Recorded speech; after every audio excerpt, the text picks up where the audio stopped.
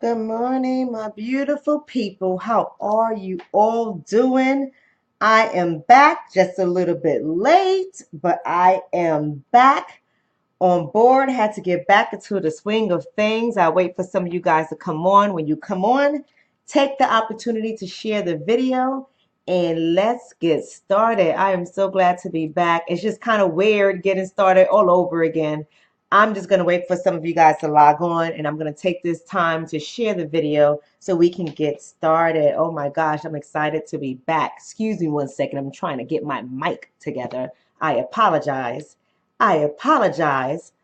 It is crazy being back on vacation. One of my Facebook friends said it best. I need a vacation from the vacation. And that is the truth. Hey, babe, there go my faithful husband. How are you this morning? Drive safely. Make sure you're just listening and not watching. Love you and thank you for all your help this morning. Hey, Trinity, I miss you. I'll be seeing you this week in Georgia. So that's a pretty awesome thing. Yes, everyone's coming on. I'm so great. I'm so great. We have a new book today, but before we get started, I want to show you guys all the gifts I received in the mail from people. It's a beautiful thing. So I have here a book. I think it's pronounced Terry Holt. Don't get on me if I don't know how to pronounce it. I meant to look up the pronunciation, but got busy. But I got a book here. Living Life in Terry Hood is about being in prison. And the author of this book is Bruce Bruckner, and he is one of our Facebook clubbers. So that is great that we have a virtual book clubber with us sending me a book. And I have a review. I'm just asking him how he wants me to review the book, either through a video or personally. But I do have some feedback about the book. Hey, Empire. Hi, Sakia. I miss you guys. Oh my God, my family. Teardrop. I have another lovely book here. It's called Lovely Chocolate, and it is written by Rod Ballard, and he's another book clubber that follows us. And this is a great book. I am going to start reading it. So far, it looks like it is well written. So I am going to start reading this book, and I think it's a great thing. So thank you so much for this gift. I really appreciate it. I have another here, and this is a book I'm going to introduce into the book club. I'm just getting through some of it right now. I just started reading this one because I was finishing Bruce Bruckner's book, and this is How to Raise Your Black Child to Be a Millionaire. And it's a different type of book. I'm looking at it. It seems like an interview with some top black millionaires, and she compiled that into a book. But this is by Sister Tia Viona Muhammad. And she sent me this book. I want to say thank you, Tia. I really do appreciate that. And your book will be introduced into the book club. I just got to get a little bit more through it so I can at least know how to structure your book because it's a unique style. So I have to be able to deliver it so that people can listen to it. And I have Letters to the Black Community. And this is by Clint Cullen. And he sent me this book too. Thank you so much with a personal note. And Clint, I really do appreciate that. I really do appreciate that. So I'm going to say about Clint's book, I've been reading some of it, and I think I might introduce it to like a nighttime hour because it's very appropriate for a nighttime hour because they're very, very short. Each letter in here is very short. So we can have discussions around this, and I think it's a great book. So I thank you guys for coming. Anyone else is interested in it and sending me a book, feel free to do so. Just inbox me or leave me a message on the feed, and I will give you the information how you send the book to my business, and I'll be more than happy to introduce it in one form or another on the book club. It doesn't mean that I'm going to review it on the book club, but I will bring it to the audience. Just send me the link and how people can purchase your book, and I will share all of that. But I do like to review the books first. It's very important for me to review the books because some books is going to need a different type of feedback from me, and is not a harsh feedback at all. It's just sometimes I don't want to do things publicly because you might need some feedback in terms of structuring your book, grammatical stuff, editing the book, just little things like that. And I'm willing to give you that, but I'd rather give that to you in a private setting unless you don't mind me doing it on air. And that way more people can learn from writing a book. It's not that hard.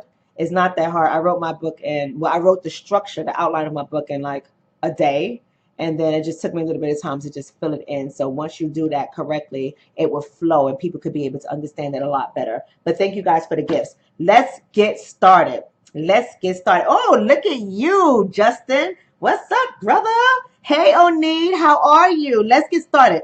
We are talking about financial love making. I was debating on what I was going to read. I was going to read the Four Agreements with Ruiz, Dr. Ruiz Jr. I was going to read his book. A lot of people know about the Four Agreements, and then it's the 5-second rule was another book I was going to read. But I wanted to bring something into this book club for this session because I think that many of us in relationships can relate to this.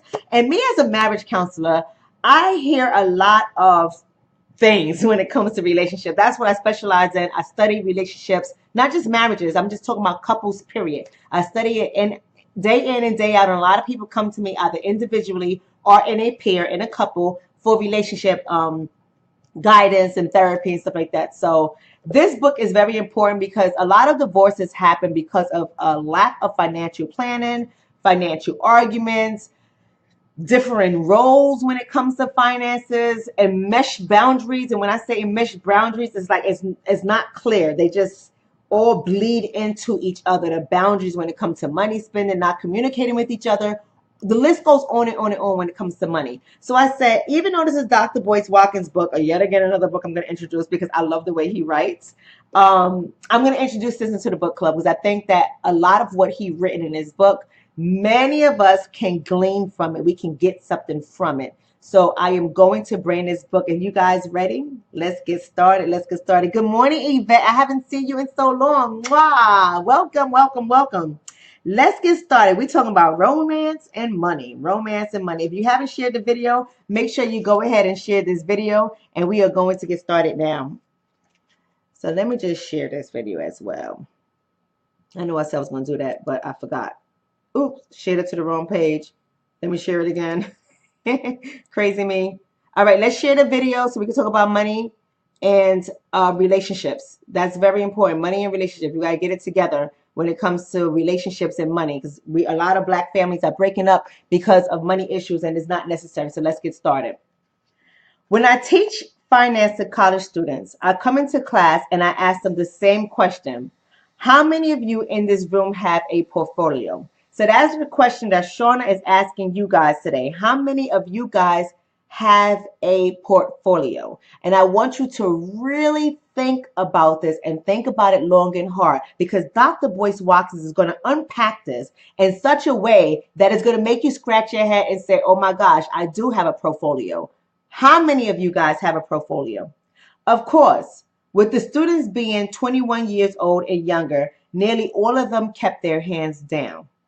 I am sure that many of their parents have investments in stocks, bonds, and real estate, but many of my students haven't invested in much of anything yet, other than extra kegs of beer, sorority t-shirts, and trips to the movies with their girls on the town. I am sure that my question leaves them confused and thinking I just got off the stupid truck that morning.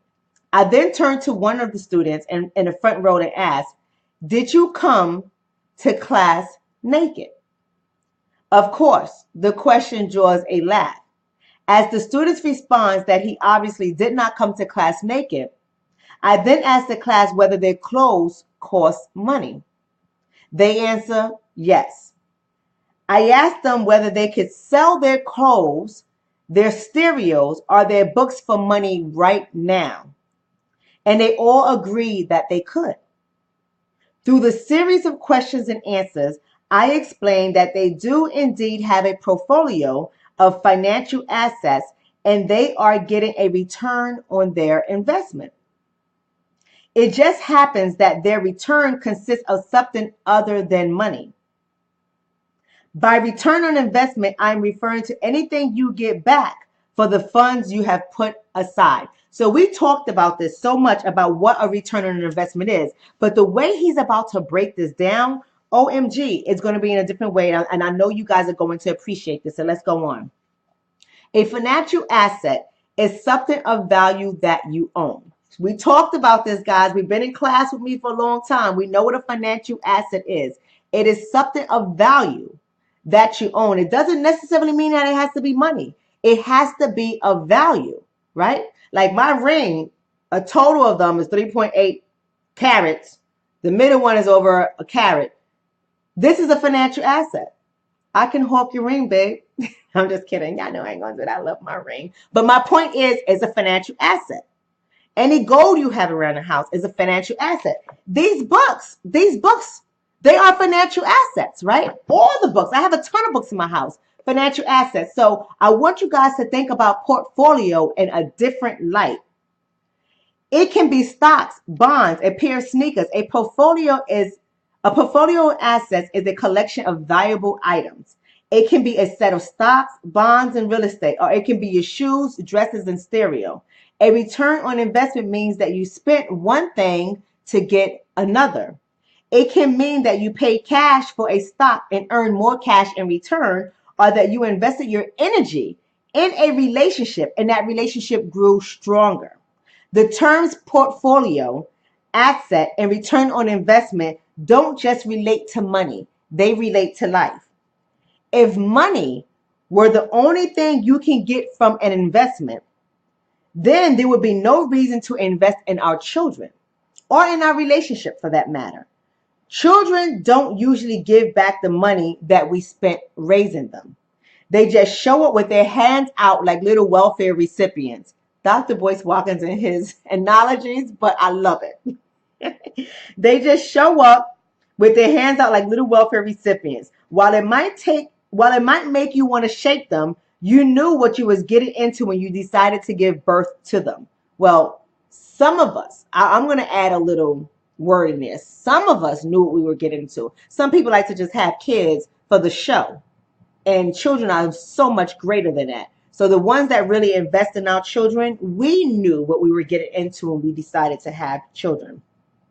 But something inside of you says it's okay to invest in your kids, even when you aren't getting any financial in return. That is because psychologically you are getting a return on your investment, but without money.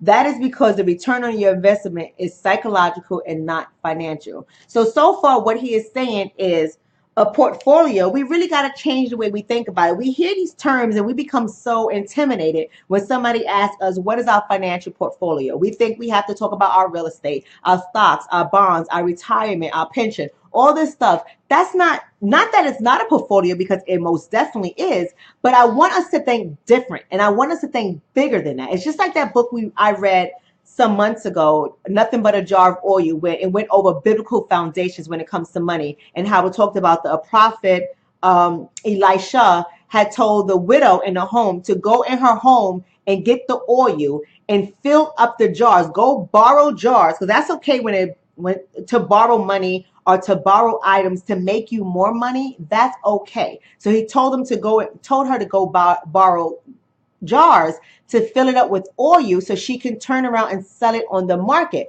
Too many of us have valuables in our home and we overlook it. We overlook it for a number of reasons. I think too many people hold on to their materialistic things, and when they get into dire need, they go begging for money, not realizing you are sitting on a ton of money. If you could just let go your emotional attachment to your Jordans and your Yeezys. I think that's what they call them. I don't know. My kids told me something about Yeezys or something like that, like $200, $300, $700, crazy. But if people can just let go of their psychological and emotional attachments to their items, when they find themselves in need, they can build. Don't tell me you don't have money to open up your business. If you let go of your emotional attachments to these items, you have the money right in your house to open up a business. You just have to think about assets, financial assets, in a totally different light. And that's what I love what he's doing here, because he's breaking it down from a different perspective for us to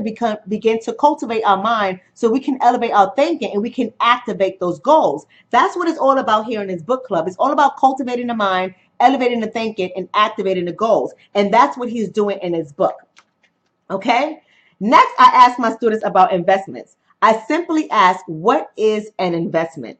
Usually, the finance majors in my class will say something like, it is when you put money into something to get more money back out. And that's true, right? I then explained that according to this definition, a person who does not have money can't make an investment. Further, this definition implies that the only valuable resource in the world is money. Now, we know this is not true.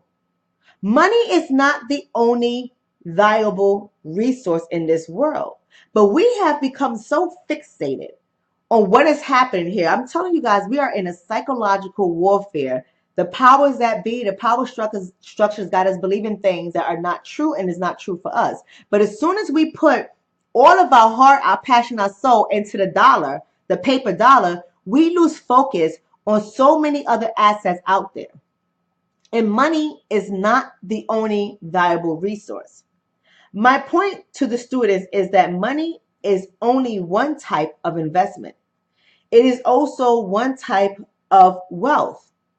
Our most valuable assets are usually non-financial.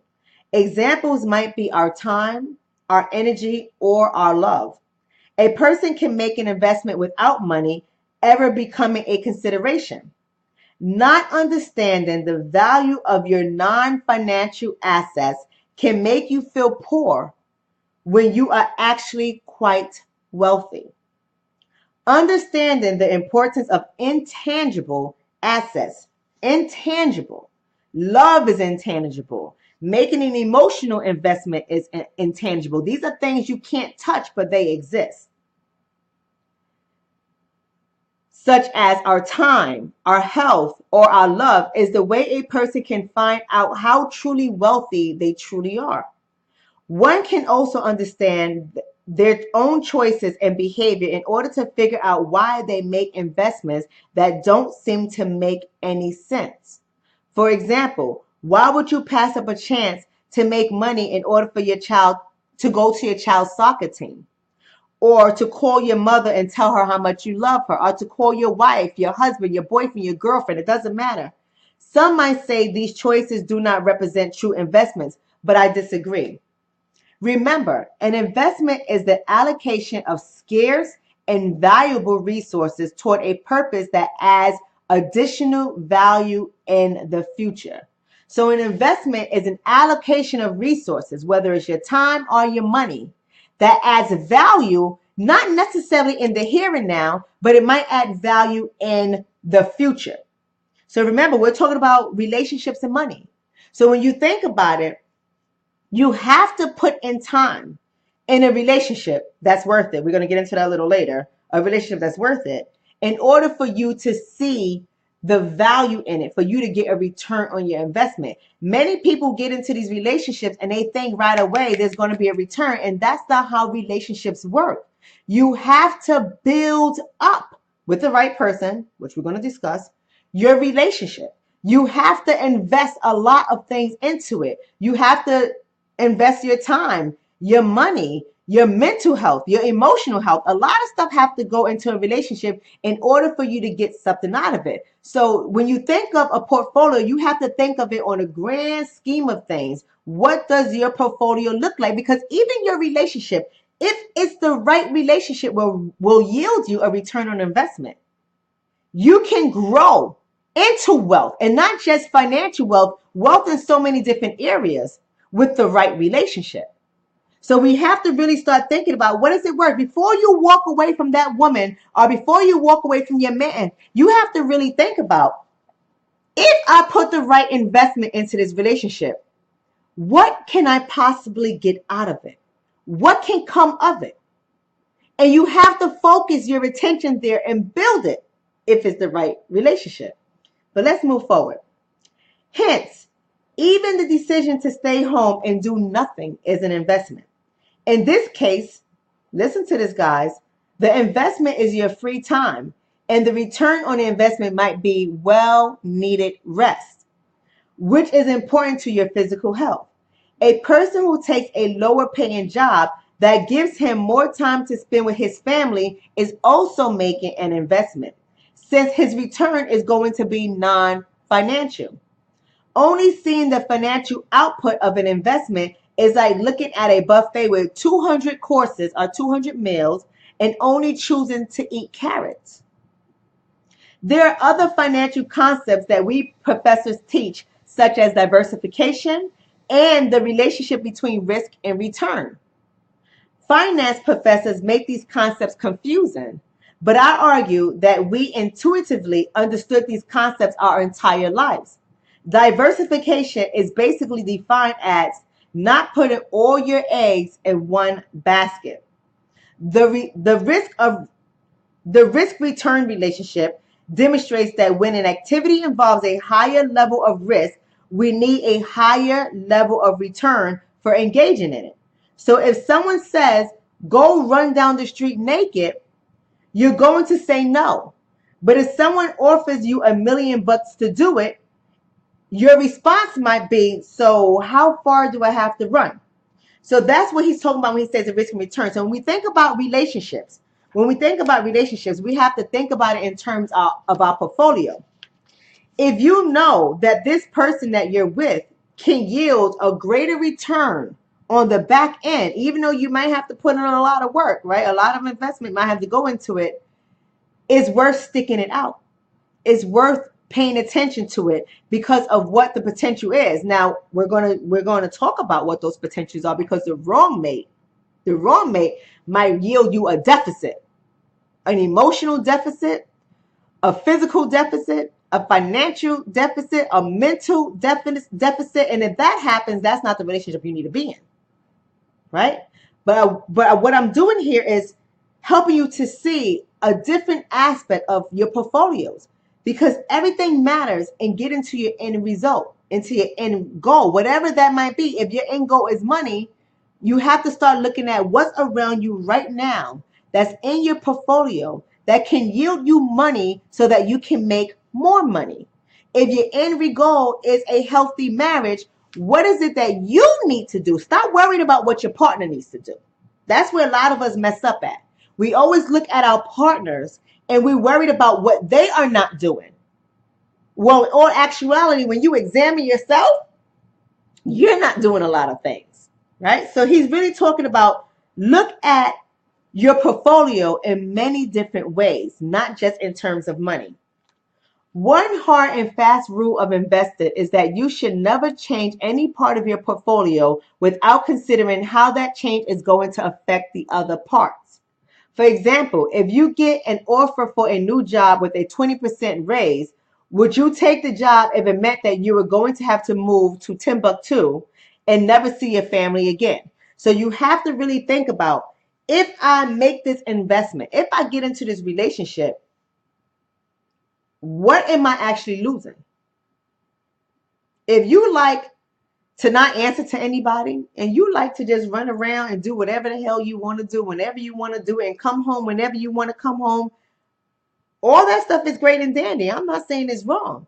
But if it's not right for that person, if it's going to cause chaos in your relationship with that person, because some people might be fine with it. There's no right or wrong way to have a relationship. It's all about agreements, what you and the other person agree to. So if this person is fine with that, then hell, you got a winner. But if that person is going to have a problem with that, what will you have to give up? What are you willing to give up? If it's going to restrict you and make you feel like you are in a cage, then that's probably not the right relationship for you. So basically what he's saying is you have to weigh everything. Every decision you make in life, you got to weigh it to see what kind of return is going to yield or what is it going to cost you. Many times when I talk about portfolios, wealth, and investment, I am talking about love. Money is still important, but rather than money being the end result of your investment strategy, it can also be considered to be a tool for the enhancement of your love relationships. Also, I present methods to help you keep from allowing money to destroy the love that is in your life. Love is one of the most valuable assets in our life portfolio. Mismanaging the love side of your portfolio by allowing money to ruin it can literally destroy your life. You've heard people say things like love matters more than money. Well, they're right, it does. But what they fail to mention is that if you don't manage your financial relationship with the other person, it can literally ruin the love you have for one another. And this is just a short list in terms of a partner with having horrible credit could keep you from getting a loan. A partner with terrible spending habits can ruin a family's financial security. A partner with unhealthy connections to deadbeat relatives who always need money may drain your assets. A partner may steal money from you or borrow it without your permission and use it for something frivolous. A partner who decides to separate from you may end up dragging you and your money through a long legal battle. So this is a short list. As unromantic as it may sound, your financial love-making process is as important as the physical love you make because it too has deep and far-reaching consequences for your everyday life. This is the person you must live with for the rest of your life. So when the romance is gone, you are dealing with the day-to-day activities. You may find yourself wondering how you made the bed in which you sleep every night. So that's where we are right now. So he wanted to break down the different terms of a portfolio, the financial parts of it and the non-financial parts of it. So he can tell you, just so you can have simple terminology, what a portfolio is, what a return on investment is, what is a risk, what is a risk, what is diversification. And then what Dr. Boyce Watkins begins to do through this whole book is tie it all together in intimate relationships. Because as he ended this chapter, if we do not make the right choices with our partner, we can bring ourselves through financial hell because your partner is actually a part of your portfolio. And if that is a bad investment in your portfolio, it is going to drain you. It can cost you your house. It can cost you your family. It can cost you your job, your career, your business. It can cost you your finances. It can cost you your bank account. So who are you with? Who are you in relationship with? Does that person have the ability to grow your portfolio? Or is that person taken from your portfolio? So that is the lesson for today. I love it. I love it. I love it. Oh, somebody is saying reclaiming my time. Ooh, Sister Muhammad, what does that mean? You reclaiming your time in terms of this book. What does that mean? Oh, Lord. But I want to say good morning to you guys. I'm glad to be back. We are going to continue with this book tomorrow. But just think about everything we talk about. Just think about it. Don't be quiet on here. Talk to me because you guys know I love when you talk to me. So talk to me. Think about everything because when I read this book, I stopped and I think about it. I thought about it long and hard, because we have to make the right decisions. And sometimes some of us we chase relationships because of what it looks like on the outside, but we really don't examine that person's financial portfolio. We don't really examine that person's credit. We don't really examine that person's assets. We're looking at the outside, what it looks like on the resume paper. And if you ever interviewed somebody or written a resume, we know that some of the crap on the resume is BS. It's bull crap. You understand what I'm saying? It requires us to look at it and we say it looks good on paper, call them in for an interview. It requires us to vet the person, to see if they really are who they say they are on paper. It requires us to call their references, to back up what they're saying, and ask their references for references on this person. Many of us are getting into relationships and we're not doing that. We're taking it on face value. Whatever the paper says, we're going by it. And after I get through this book with you guys, I want you guys to realize that that is not how we do relationships, baby. That is not how we do relationships. Don't ever get yourself into something that is going to be difficult getting yourself out of. All right? So that's about it. Angel is saying you're glad I'm back. Thank you, baby. I'm glad to be back too. We're going to talk about this later tomorrow on the Virtual Book Club. And I want you guys to know our time will be changing for this upcoming school years because my children come first and their schedule is changing. So my time schedule is going to be changing and I will communicate that with you guys later. Make sure you share the video. I love you guys. Thank you so much for supporting me. Keep the books coming. And remember, not every book is going to meet the standards of the Virtual Book Club, but every book will meet my feedback. So I love you guys. Have a blessed one. And I look forward to seeing you guys tomorrow.